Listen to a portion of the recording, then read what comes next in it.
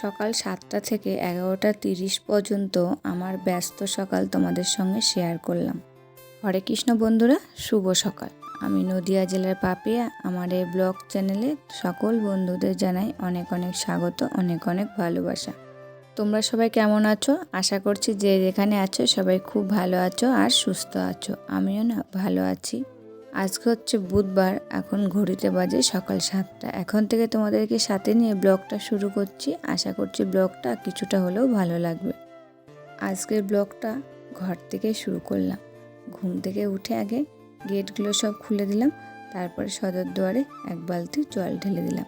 তবে যাই হোক বন্ধুরা, ভিডিওটা স্কিপ না করে সম্পূর্ণ ভিডিওটা দেখার অনুরোধ থাকলো। তবে যাই হোক বন্ধুরা, এই যে ঘরে চলে এসেছি। এসে আগে জামা কাপড়গুলো ভাঁজ করে নিয়েছি। আগের দিন যে জামা কাপড়গুলো কাচাকাচি করেছিলাম সেইগুলো ভাঁজ করা হয়নি, তাই ভাবলাম দুষ্টু যেহেতু খাটে ঘুমাচ্ছে, খাটটা তখন গুছাতে পারবো না। কী বলো তো, পারবো না বলতে ওকে ডাকছি, ও উঠছে না। ওর যেহেতু পড়া রয়েছে, এর মধ্যে আমাকে ওকে পড়তেও দিয়ে আসতে হবে। তা ডাকছে, উঠছে না, তাই ভাবলাম সেই ফাঁকে জামা কাপড়গুলো ভাঁজ করে নিই। এই যে আমার জামা কাপড়গুলো ভাঁজ করা হয়ে গেল, যেগুলো যেখানে থাকে রেখে দিলাম। আর এই যে লাস্টে যে চুড়িদারটা আর তোমাদের দাদাভাই একটা হচ্ছে মানে গেঞ্জি ছিল, সেটাকে কি করলাম, এটা কিন্তু আমি এই প্রথম করছি, জানি না হবে কি না, সবাই করছে বলে আমিও দেখলাম।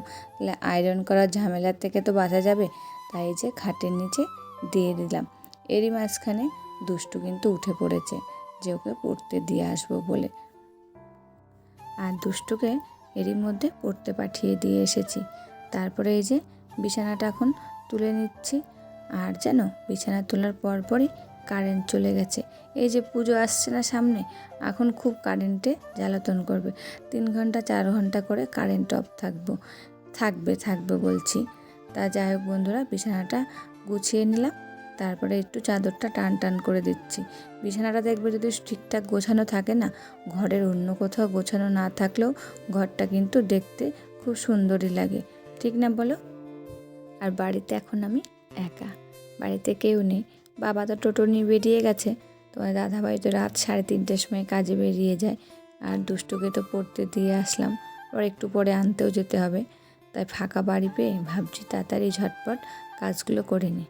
তবে যাই হোক বন্ধুরা, খাটটা গোছানো হয়ে গেল। এবার সোফাটার মানে কভারটা আজকে তুললাম না, দেখলাম ঠিকঠাকই আছে, তাই একটু যেদিকে ওদিক কুঁচকিয়েছিল সেগুলো ঠিক করে দিলাম। তারই মাঝখানে কিন্তু কারেন্ট চলে গেছিলো। ঘর ঝাড় দেওয়াটা তোমাদের সঙ্গে শেয়ার করতে পারিনি। ওই যে বললাম না, কারেন্টে খুব জ্বালাচ্ছে, তা কী করে শেয়ার করব, অন্ধকার তো, আর আমাদের চার্জার লাইটও নেই জানো, ওর জন্য আর শেয়ার করতে পারলাম না। তারপরে এই যে ঘর মুছতে চলে এসেছি। দেখছি যে এখন কারেন্টটা এসেছে, মানে ঘরটা মুছে নিই, তোমাদের সঙ্গে শেয়ার করি। ঘরটা মোছাও শেষ হয়েছে জানো, কারেন্টটাও আবার চলে গেছিলো। আবার কারেন্ট এসেছে প্রায় 12টা নাগাদ। তবে যাই হোক বন্ধুরা, এই যে ঘরগুলো এবার এক এক করে সব মুছে নিচ্ছি। এই জায়গাটা আমি মোছা এখনও কোনো দিন শেয়ার করিনি, আজকে প্রথম শেয়ার করলাম বারান্দাটা মোছা। তারপরে যে বারান্দাটা মুছে চলে এসেছে আমার ঘরে, আমার ঘরটা এবার মুছে নিচ্ছি। তারপরে যেন ঘরে যে পাপোশ পাতাটা ভেবেছিলাম শেয়ার করবো, সেটাও কিন্তু শেয়ার করতে পারিনি। ওই যে কারেন্টের জন্যে, বললাম না কারেন্ট খুবই জ্বালাচ্ছে আমাদের এখানে। কেন বলো তো, যে পুজো আসছে সামনে, তার জন্যে মনে হয় সব কারেন্টের ওই যে গাছপালাগুলো পরিষ্কার করছে। তবে যাই হোক বন্ধুরা, ঘরটা আমার মোছা হয়ে গেল। এবার ঘর মোছা লাঠিটা ধুয়ে নিলাম, ধুয়ে যেখানে থাকে সেখানে রেখে দিলাম। তারপরে যে উঠোনটা ঝাড় দিয়ে নিয়েছি। বাড়ির ভিতরে ঝাড় দেওয়াটা শেয়ার করিনি, অন্ধকার বলে, তাই বাইরের দিকটা ঝাড় দিচ্ছি, সেটাই শেয়ার করলাম তোমাদের সঙ্গে। তারপরে উঠোন ঝাড় দেওয়ার পরে স্নান করে এই যে ছাদে চলে এসেছি জামা কাপড়গুলো নাড়তে। আর কতগুলো বলতে মেয়ের একটা জামা আর বাবার একটা জামা প্যান্ট ছিল, সেগুলো সকালবেলায় কেচে ধুয়ে একেবারে ছাদে নেড়ে দিলাম। তারপরে যে ঘরে এসে আমি গরম জল আর চা খেয়ে নিলাম। আর আমার মাথায় খুব ঠান্ডা লেগেছে, মাথায় ঠান্ডা লাগে খুব, তাই একটু জলের ভাপ দিয়ে নিলাম।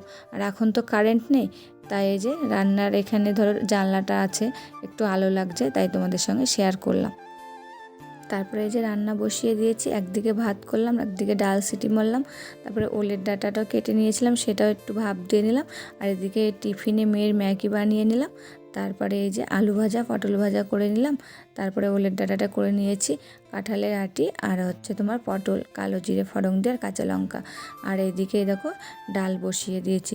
সকালবেলাটা না খুবই হুটোপাটা থাকে, কী বলো তো, মেয়ের স্কুল পড়া সব একা হাতে সামলাতে হয়, কেউ তো থাকে না। যদি একজন থাকে তাহলে কিন্তু এত হুটোপাটা হয় না, ঠিক বলো? আর কি বলো তো, সবারই সকালবেলাটা একটু ব্যস্ত থাকে, কেন কারোর অফিস থাকে, বাচ্চা কাচ্চার স্কুল থাকে। আমার তো অফিসের ঝামেলাটা নেই, কিন্তু এই যে মেয়ের পড়াশোনার ঝামেলাটা রয়েছে খুবই।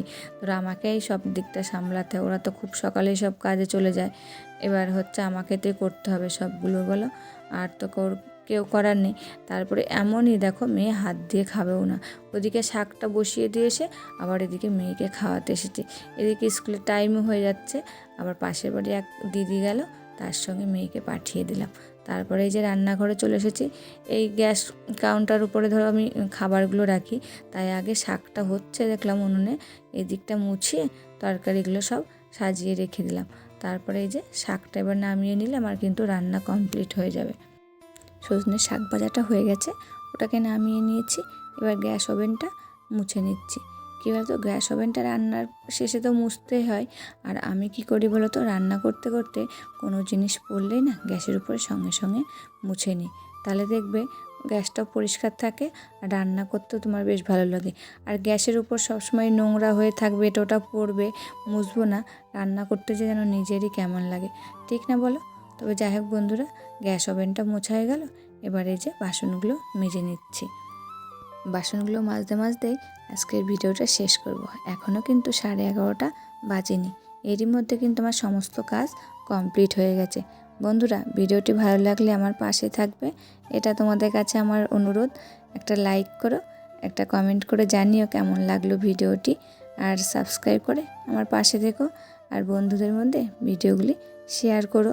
তবে যাই হোক বন্ধুরা, ভিডিও তাহলে এখানেই শেষ করছি। আবার পরবর্তী ভিডিওতে তোমাদের সঙ্গে দেখা হবে, ততক্ষণে তোমরা ভালো থাকবে, সুস্থ থাকবে আর সাবধানে থাকবে।